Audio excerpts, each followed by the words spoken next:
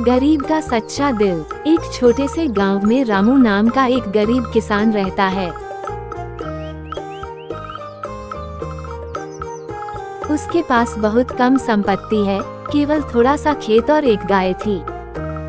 वह दिन रात मेहनत करता, लेकिन उसकी आमदनी इतनी कम थी कि मुश्किल से अपने परिवार का पेट भर पाता।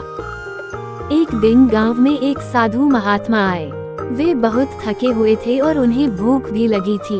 उन्होंने गांव के लोगों से खाने के लिए कुछ पूछा, लेकिन कोई भी उन्हें कुछ देने को तैयार नहीं था। रामू ने साधु को देखा और बिना सोचे समझे उन्हें अपने घर बुला लिया।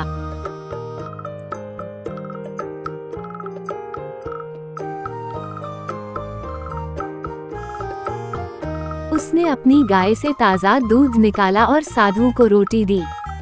साधु ने खाने के बाद रामू से कहा, तुम एक गरीब आदमी हो, फिर भी तुमने मुझे अपना खाना दिया। तुमने अपना क्या रखा? रामू ने मुस्कुराते हुए कहा, साधु बाबा, भगवान सबका भला करता है। अगर हम किसी की मदद करते हैं तो वह वापस हमें कभी न कभी मिलता है। मुझे विश्वास है कि भगवान मेरी मदद करेगा। साधु ने रामू को आशीर्वाद दिया और कहा, तुमने अपना दिल बड़ा किया है, यही सबसे बड़ा पुण्य है। तुम भविष्य में बहुत खुशहाल रहोगे। कुछ दिनों बाद रामू के खेत में अच्छी बारिश हुई और उसकी फसल पहले से कहीं अधिक अच्छी हो गई। उसकी मेहनत और भगवान की कृपा से वह जल्द ही एक समृद्ध किसान बन गया। रामू अब पहले से ज्यादा खुशहाल हो गया था, लेकिन उसकी सादगी और उदारता में कोई कमी नहीं आई।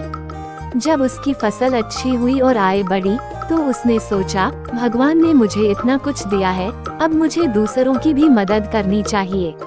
रामू ने अपने गांव के गरीब किसानों को बीज और खाद मुफ्त में देना शुरू कर दिया, ताकि वे भी बेहतर फसल उगा सकें।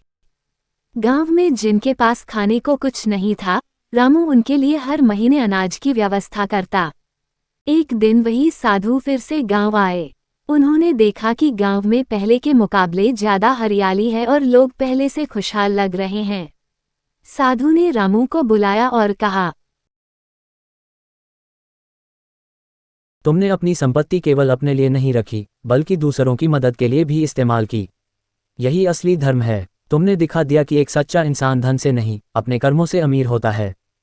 रामू ने विनम्रता से कहा, साधु बाबा, ये सब आपकी शिक्षा और आशीर्वाद का फल है। मुझे बस इतना पता है कि मदद करने से खुशी दोगुनी हो जाती है।